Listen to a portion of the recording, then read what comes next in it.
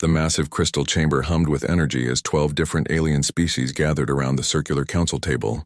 Each delegate represented a civilization that had ruled the stars for thousands of years.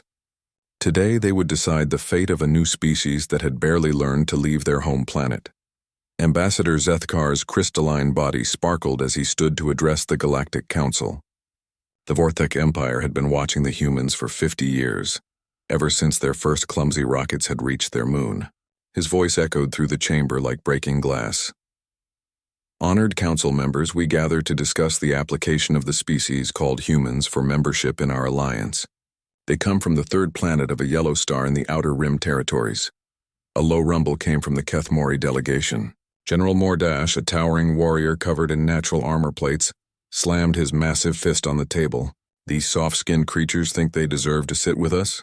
My scouts report they still use chemical explosives and metal projectiles. They are children playing with toys.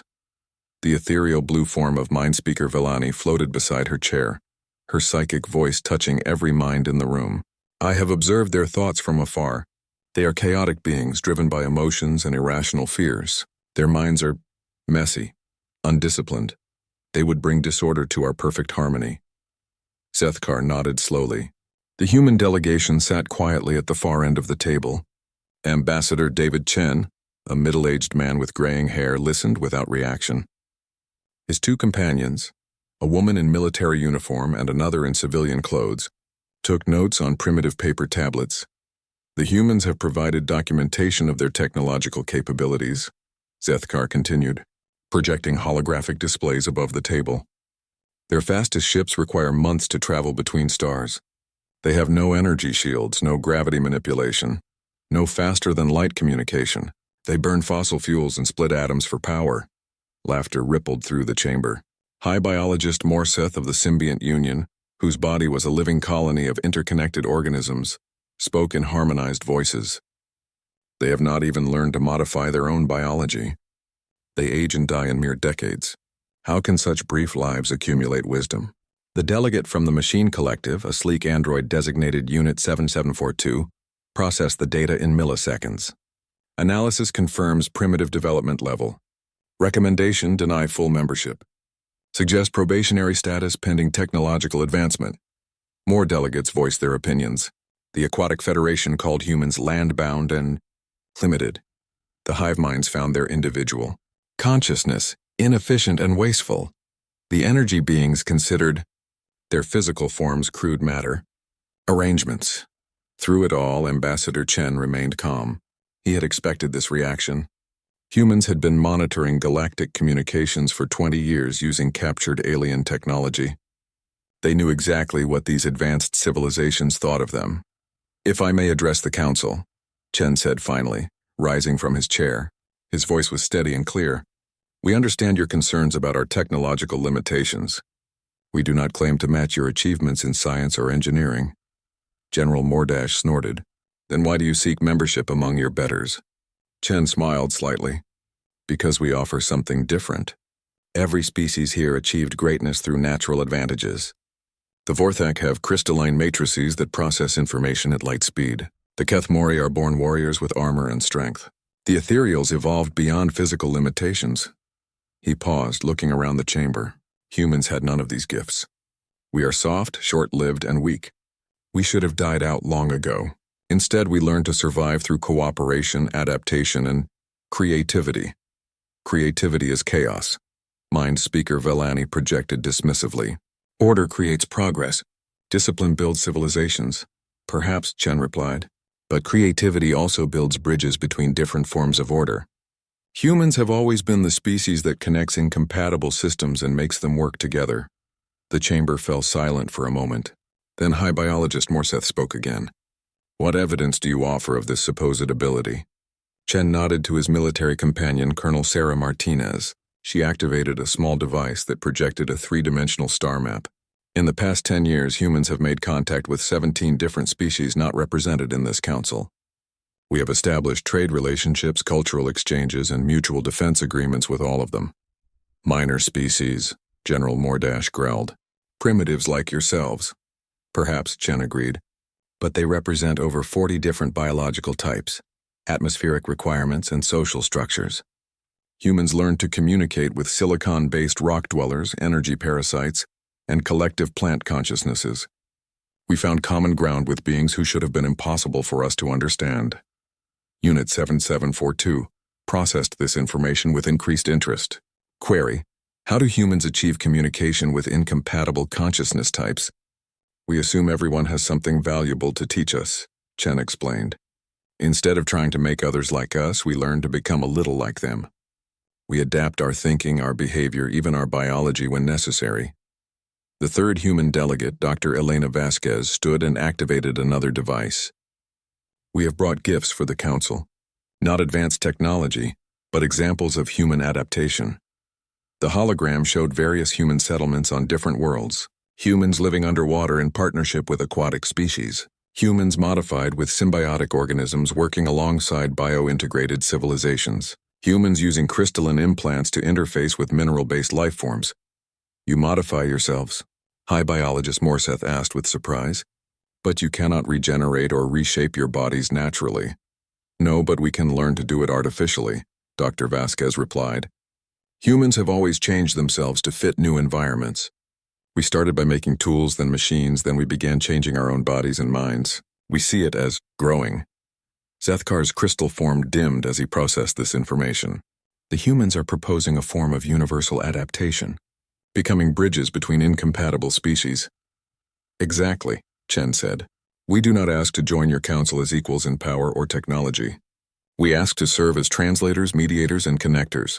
Every great alliance needs a species that can speak everyone's language. The council members conferred among themselves in various ways. The ethereals shared thoughts through psychic links. The hive minds buzzed with collective decision-making. The crystalline beings chimed in harmonic frequencies. Finally, Zethkar spoke for the group. The council has reached a decision. Humans will be granted probationary membership status. You may establish embassies and participate in cultural exchanges. However, full voting rights require demonstration of your claimed abilities under real conditions. General Mordash leaned forward, his armor plates grinding together.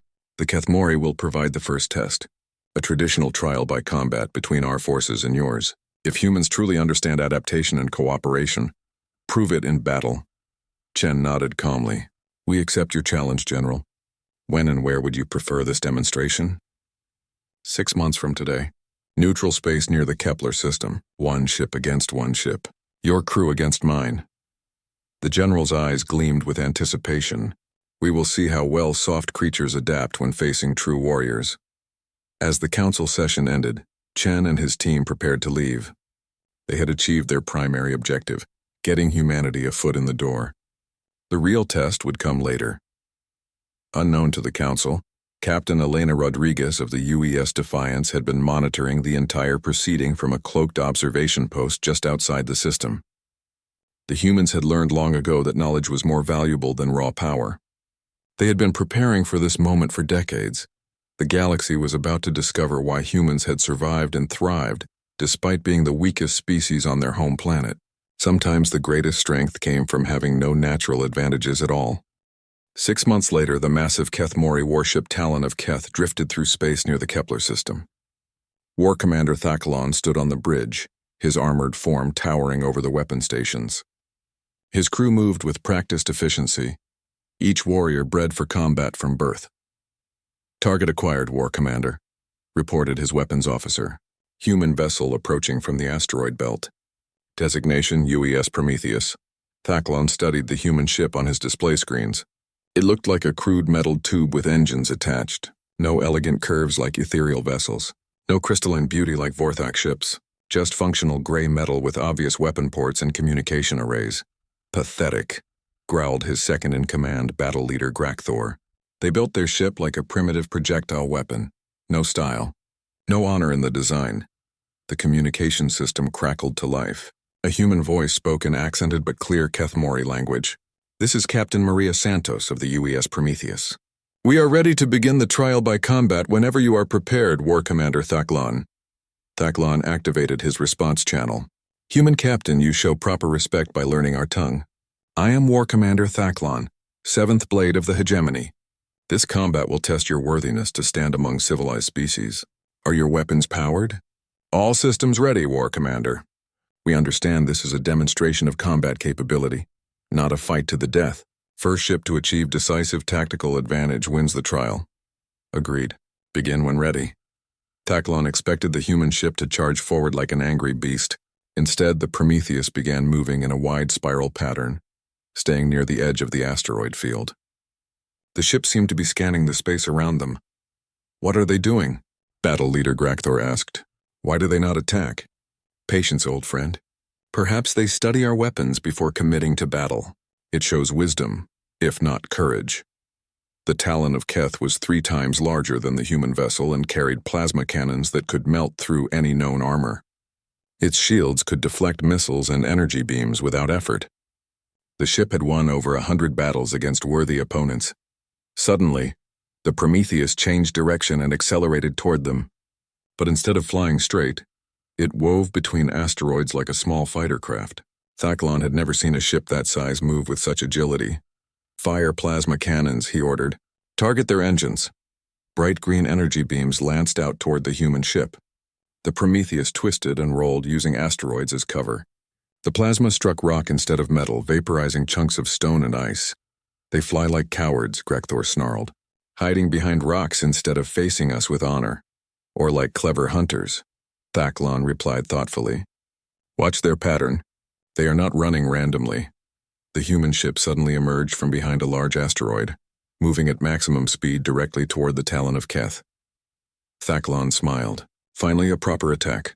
All weapons fire at will. Destroy them. The Keth Mori warship unleashed its full arsenal. Plasma cannons, particle beams, and guided missiles streaked toward the approaching human vessel.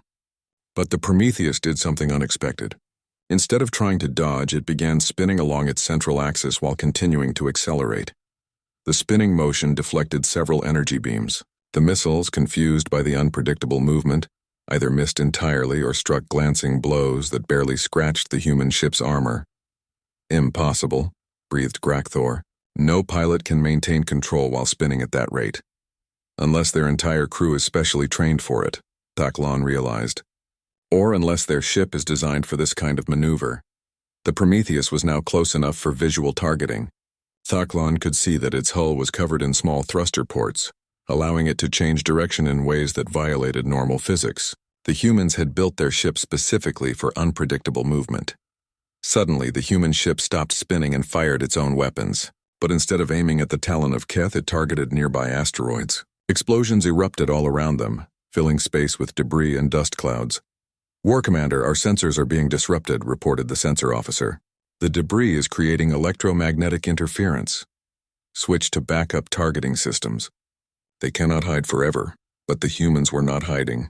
The Prometheus suddenly appeared through the dust cloud, now moving at an angle that should have been impossible. Taclon realized they were using the asteroid explosions to change their vector, riding the shock waves like surfers on an ocean wave. The human ship fired again, but not at the Keth Mori vessel. This time they targeted a massive asteroid directly above the Talon of Keth. The explosion sent thousands of tons of rock cascading down on the warship's position. Evasive maneuvers, Taclon ordered. But his ship was too large to dodge quickly.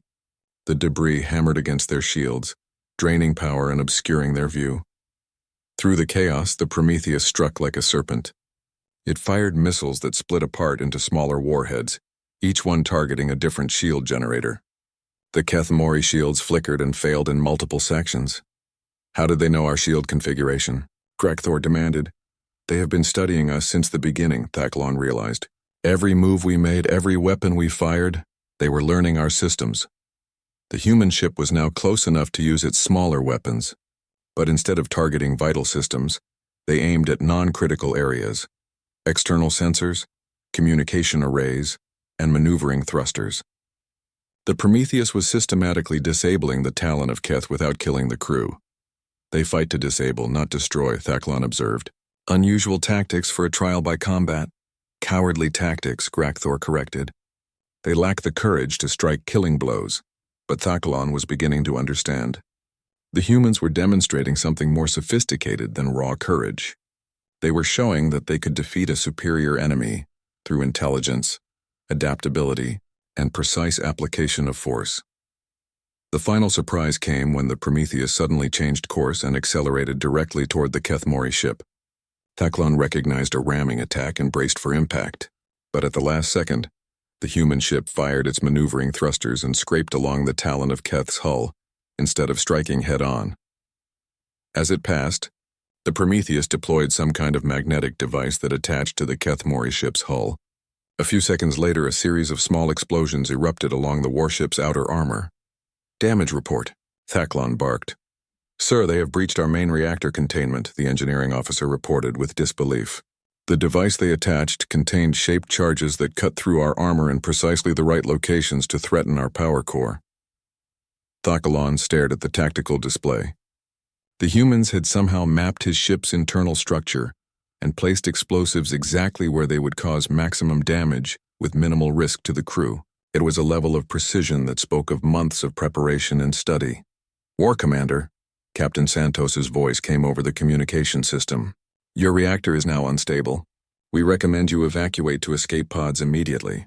We will provide rescue and medical assistance." "You offer to save us after defeating us?" Thaklon asked. "The trial is over. You are no longer our enemies. It would be dishonorable to let brave warriors die from mechanical failure." Thaklon looked around his bridge. His crew waited for orders, their faces showing confusion and something he had never seen before: respect for a defeated enemy. "Abandon ship," he commanded. "All crew to escape pods." As the Kethmori warriors evacuated their dying vessel, human rescue ships appeared as if from nowhere. They moved with the same precision that had characterized the battle, quickly collecting escape pods and providing medical aid to injured Kethmori. Thaklon found himself aboard the UES Prometheus, receiving treatment for minor burns from a human medic. The woman worked with calm efficiency, treating his wounds without fear despite his intimidating appearance. "Your ship fought well," Captain Santos told him as she visited the medical bay. "Your crew showed great skill and courage." "We were defeated by primitives using crude weapons," Thaklon replied bitterly. "You were defeated by adaptive tactics and careful preparation," Santos corrected. "There is no shame in losing to an enemy who studied harder and planned better." "In 6 months, we learned everything we could about Kethmori technology, culture, and combat doctrine. We built our ship and trained our crew specifically to face yours." Thaklon considered this. "You prepared for war against us for half a year?" "We prepared to prove ourselves worthy of your respect," Santos replied. "There is a difference." For the first time in his military career, War Commander Thaklon began to understand that there might be forms of strength beyond raw power and natural ability. The humans had shown him something new: the strength that came from turning disadvantages into advantages through intelligence and determination. As he watched human and Kethmori crew members working together to rescue survivors, Thaklon realized that the galaxy had underestimated these strange, soft creatures. They were not warriors in the traditional sense, but they were something perhaps more dangerous: survivors who could adapt to any challenge and turn any situation to their advantage. The news of humanity's victory over the Kethmori spread through the galaxy like wildfire.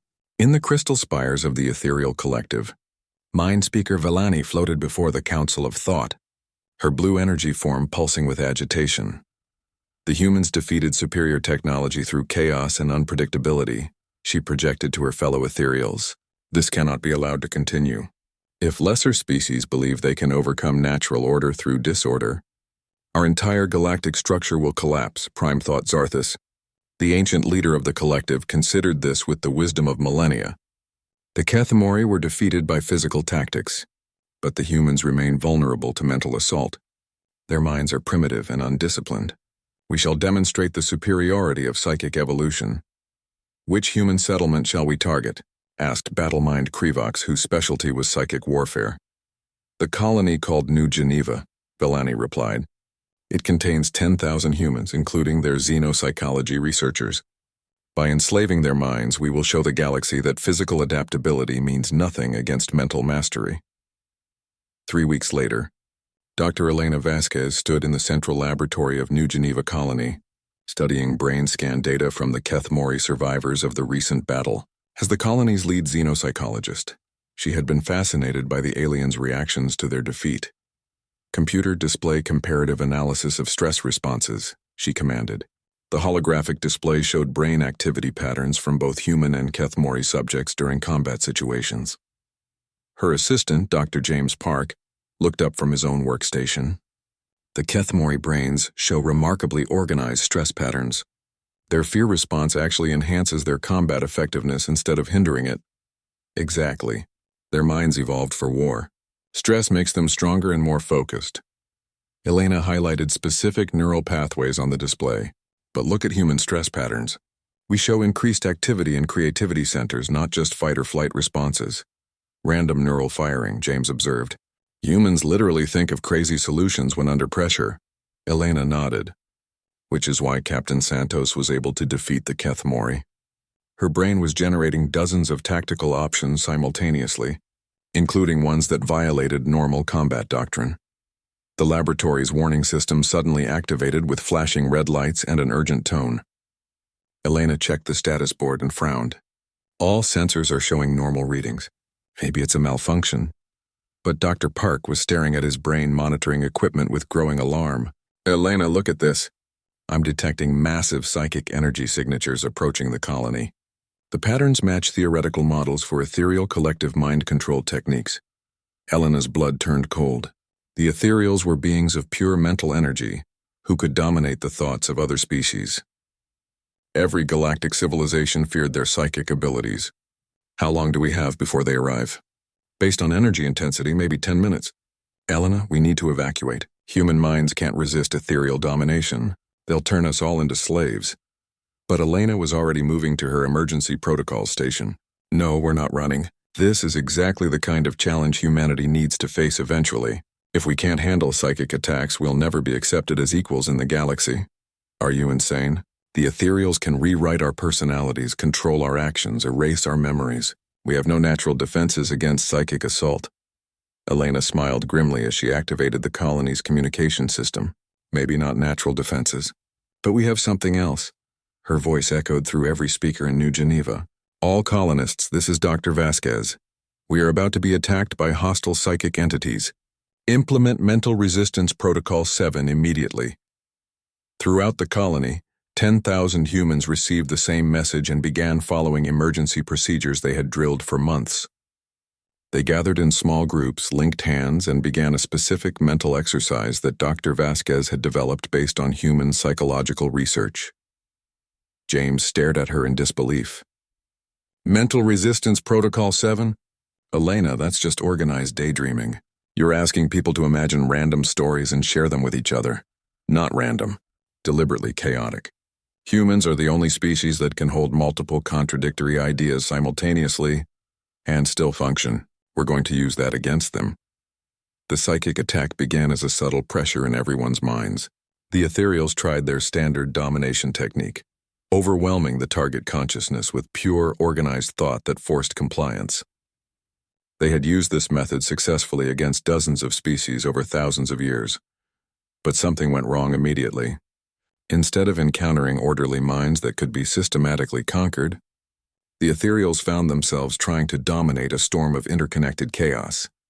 Battle Mind Krivox, leading the assault, projected confusion to his fellow attackers.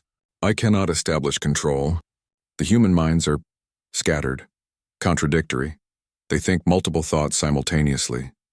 In the colony laboratory, Elena and James sat with 30 other researchers, all holding hands in a circle.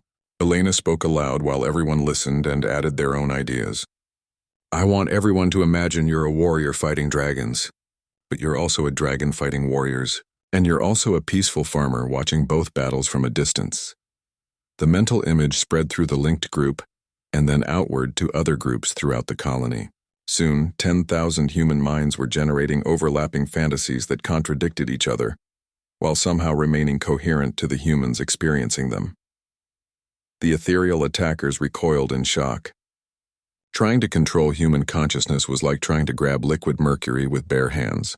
Every time they established mental contact, the human thought slipped away and reformed anew, impossible combinations. They think they are warriors and cowards simultaneously, reported Mind Warrior Velthan. They imagine being strong while accepting weakness. They plan for victory while preparing for defeat. Their minds should collapse from such contradictions, but instead they grow stronger.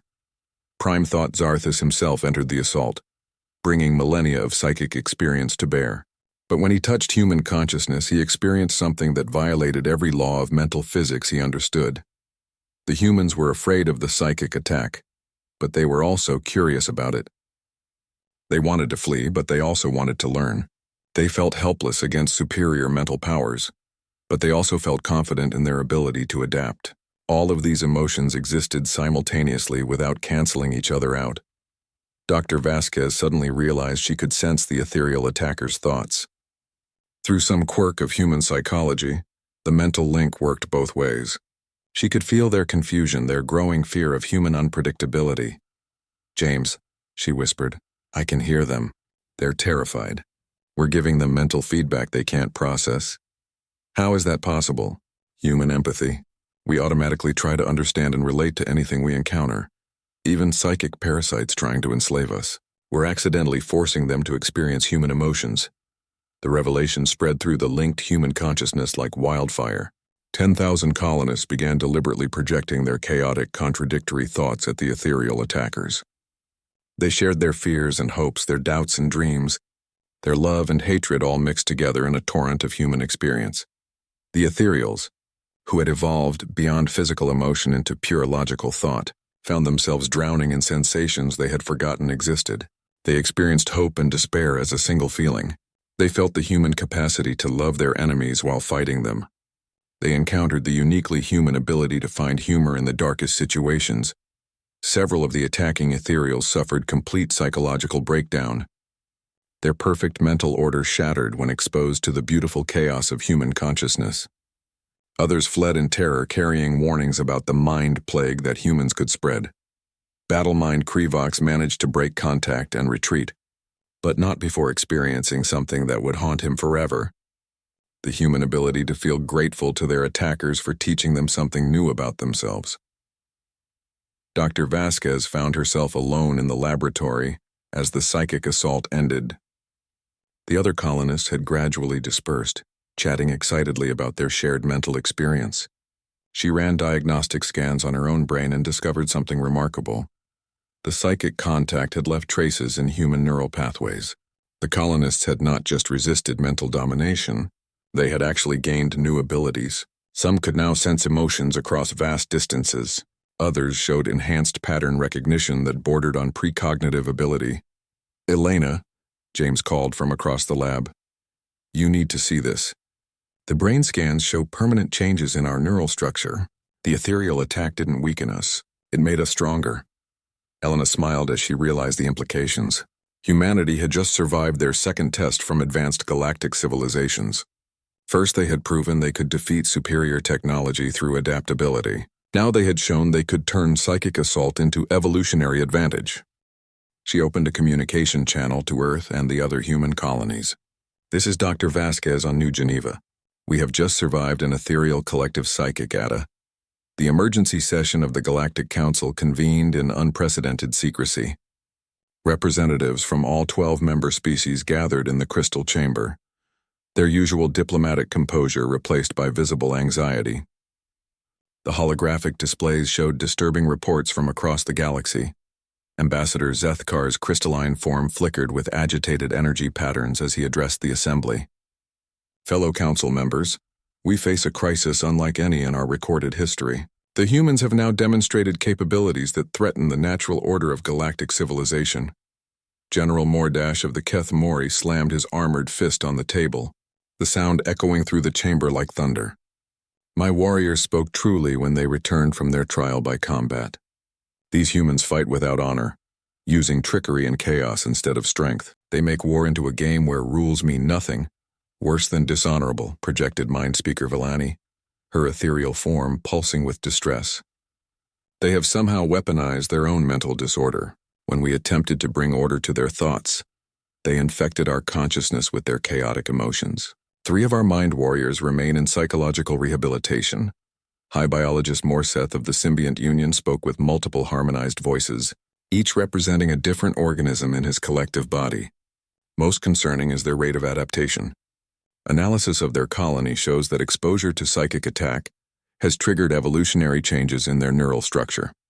They are becoming something new in real time. Unit 7742 of the machine collective processed data streams while reporting its findings. Confirmed. Human technological development has accelerated exponentially since initial contact with galactic civilization.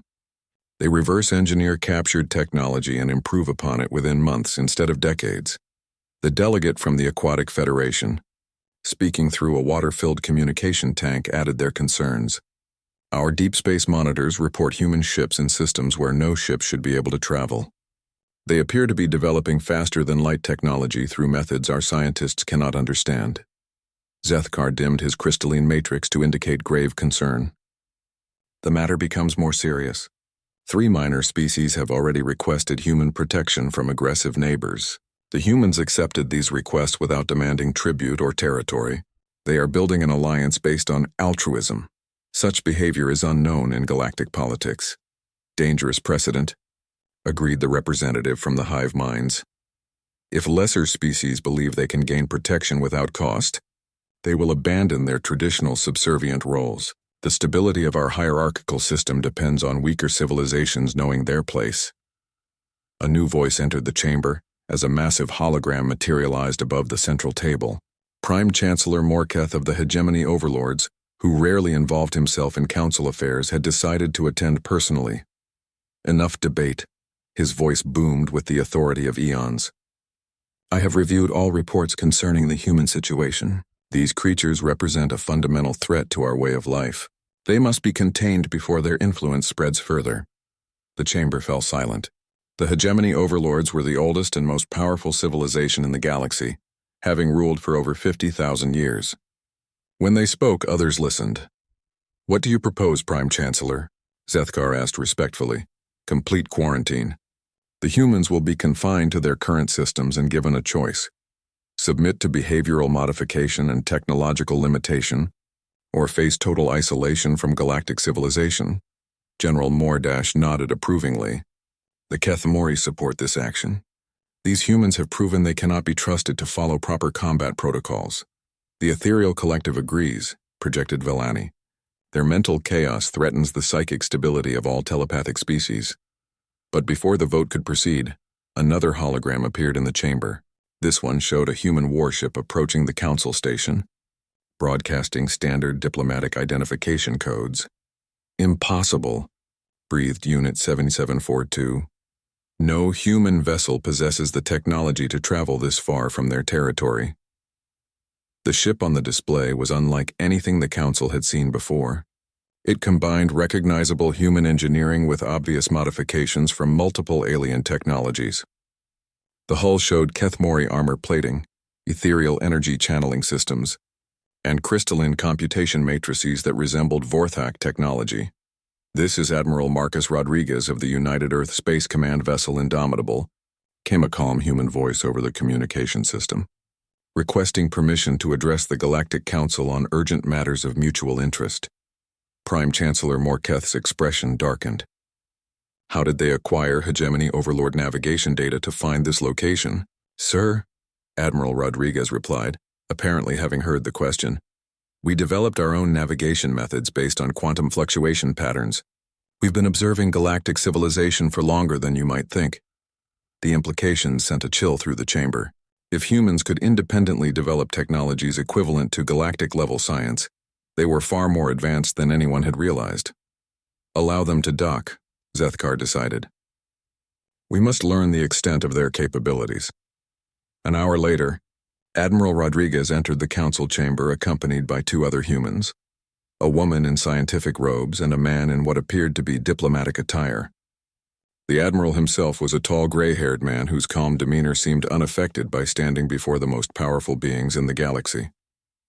Honored council members, Rodriguez began, we come to discuss the future relationship between humanity and galactic civilization. We understand there have been concerns about our recent activities. Concerns? General Mordash roared.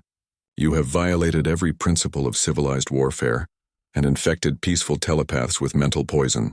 Rodriguez nodded calmly. I understand your perspective, General. From your viewpoint, we have behaved unpredictably and caused disruption to established order.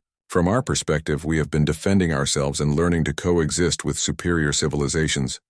You call defeat and conquest coexistence? Demanded Mind Speaker Villani. The human scientist, Dr. Sarah Chen, stepped forward. Actually, we call it evolution. Every challenge you have presented has made us stronger and taught us new ways to survive. We don't see conflict as something to win or lose, but as an opportunity for growth. Prime Chancellor Morketh leaned forward, his ancient eyes studying the humans intently. And what have you learned from these opportunities? Rodriguez smiled slightly. We learned that the galaxy operates on the principle that might makes right. The strong dominate the weak, and technological superiority determines political power. We also learned that this system has created stagnation, with little real progress or innovation in thousands of years. You dare criticize our achievements? Morketh's voice carried the weight of millennia. Not criticize. Offer an alternative. The human diplomat, Ambassador Chen, activated a portable device that projected holographic displays around the chamber. We propose a new model for galactic civilization, one based on mutual protection, shared knowledge, and collective growth. The displays showed detailed plans for what humans called the Protective Alliance Network. Any species, regardless of size or technological level, could request protection from aggressive neighbors. In return, they would share their unique knowledge and resources with the Alliance. Impossible, scoffed High Biologist Morseth. Advanced species have no incentive to protect primitive ones without gaining dominance over them. Actually, we do, Rodriguez replied. Every species has evolved unique solutions to survival challenges. Even the most primitive civilization has developed techniques that advanced species have overlooked. The diversity of approaches makes the entire alliance stronger. Admiral Rodriguez activated another control on his device. The hologram changed to show human military capabilities that made several council members recoil in shock.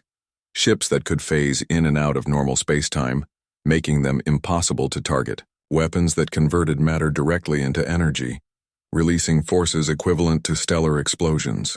Defensive systems that created localized gravity wells capable of deflecting any known attack. How? Whispered Unit 7742. Human technology was primitive 6 months ago.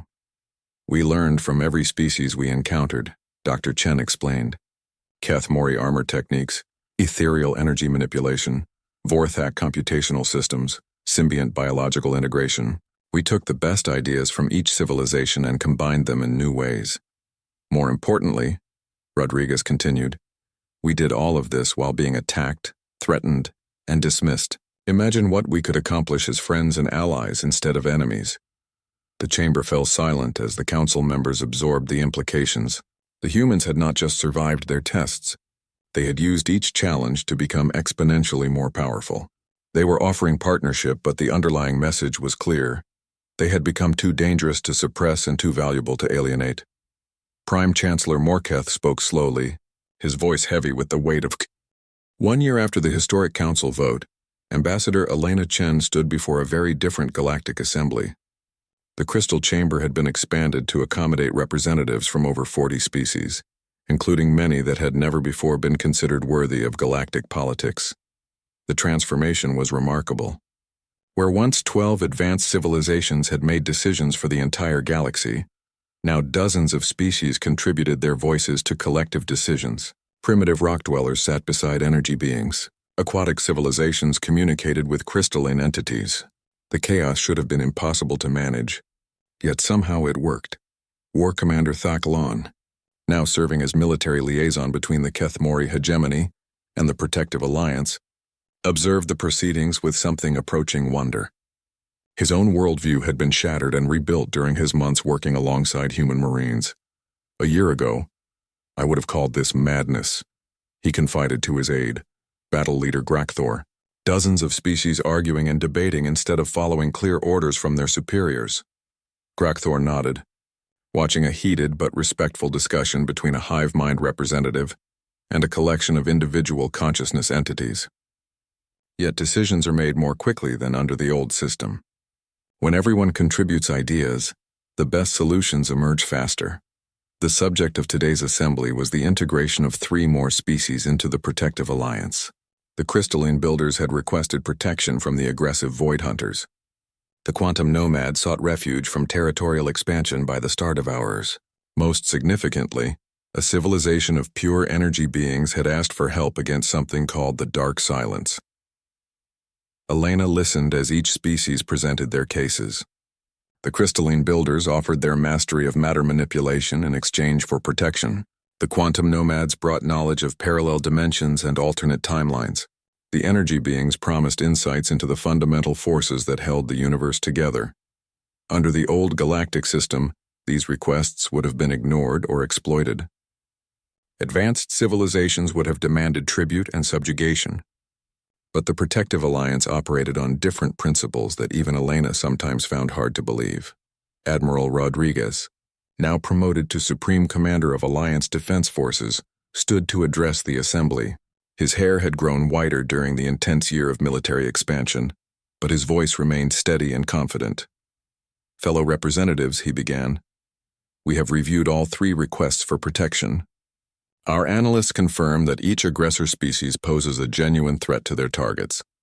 I am recommending immediate deployment of Alliance Defense Forces to all 3 systems. A representative from the Old Galactic Council, Mindspeaker Villani of the Ethereal Collective, projected her concern. Supreme Commander, our forces are already stretched thin, protecting 17 different civilizations. How can we add 3 more without weakening our existing commitments? Rodriguez smiled, and Elena recognized the expression. It was the same look human military leaders had worn throughout history when they were about to do something impossible. Actually, Mindspeaker, we're not stretching our forces, we're multiplying them. He activated a holographic display that showed the true scope of human preparation over the past year. The galaxy gasped collectively as the display revealed hidden defensive networks that spanned dozens of star systems.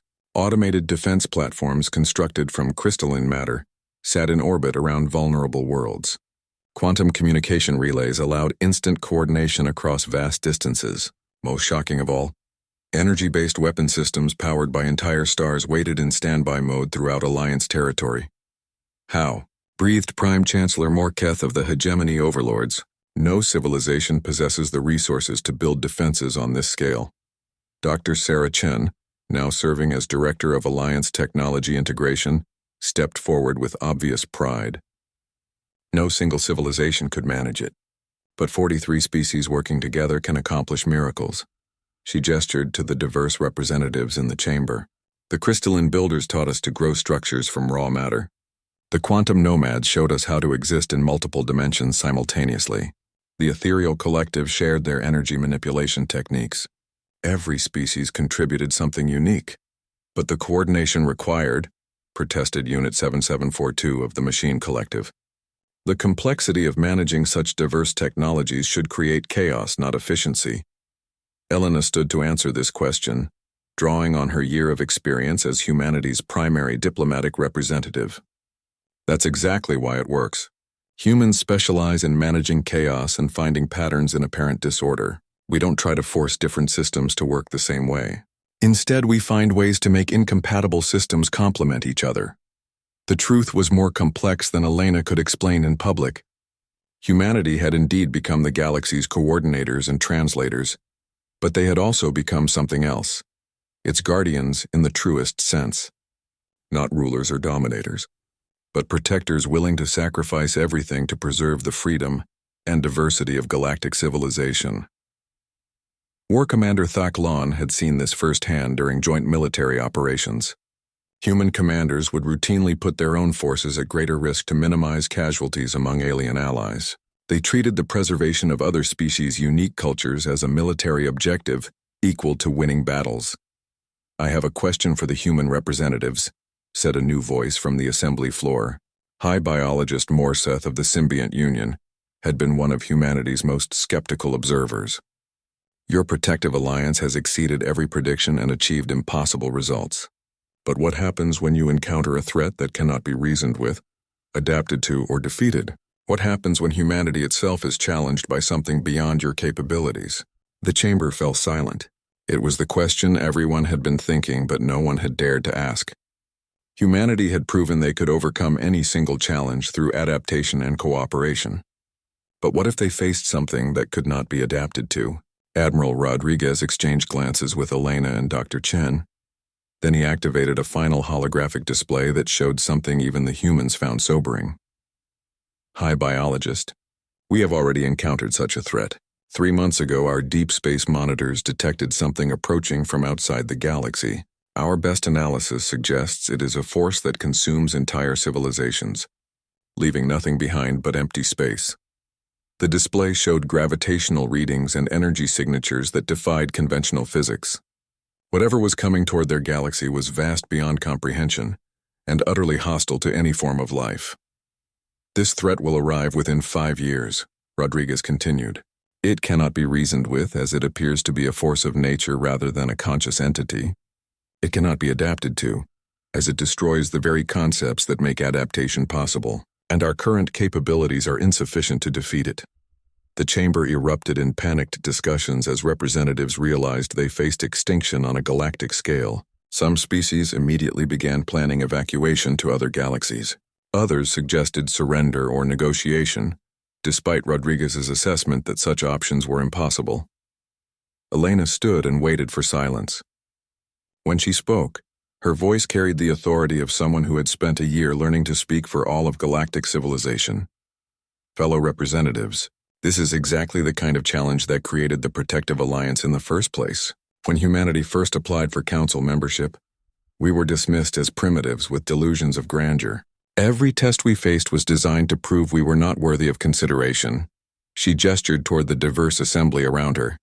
Instead, each challenge taught us something new about ourselves and our place in the galaxy.